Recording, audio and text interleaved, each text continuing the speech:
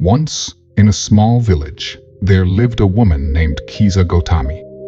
Like any mother, her world revolved around her child. His laughter filled their home, his tiny hands clutched hers, his warmth made life feel whole. But one day, he fell ill. At first, it seemed like nothing, a fever that would pass.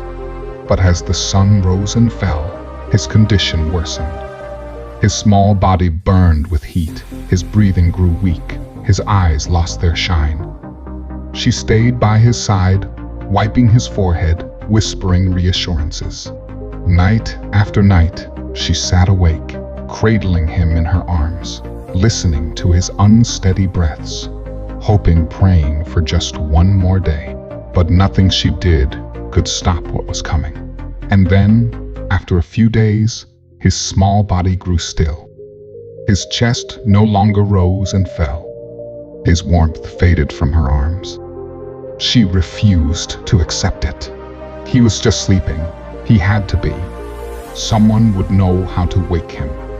Clutching him close, she ran through the village, knocking on doors. Please, someone help me. There must be a cure. Some lowered their eyes. Others placed gentle hands on her shoulders. No medicine can bring back the dead, they said. But she wouldn't listen. Then an old man, his voice filled with kindness, murmured, "Go to the Buddha.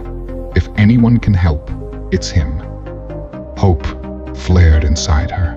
Without hesitation, she ran to him, breathless, eyes pleading. "Please, bring my son back." The Buddha looked at her, not with sorrow, not with pity, but with quiet understanding. "There is a way," he said. "But first, bring me a handful of mustard seeds." Her eyes widened. "I will get them. One condition," he continued. "They must come from a house where no one has ever loved one." She hurried back to the village, knocking on doors once more. "Please, may I have some mustard seeds? But only if no one in your home has ever died." At the first house, a woman's face softened with sadness. "If only that were possible, I lost my husband last year." At the next, an old man sighed. "My daughter, she left too soon." She moved to another home, then another. The answers never changed. A woman clutched her shawl. "My father." A boy, barely 10, lowered his head. "My mother." An old woman, eyes wet with memory, whispered, "My brother." House after house, door after door, everywhere she went, grief had already arrived before her. By the time the sun began to set, she stopped. Her hands were empty, her heart heavy. And yet, for the first time, she saw beyond her own pain. She had been so lost in her sorrow that she had not seen the sorrow in others. Loss was not hers alone.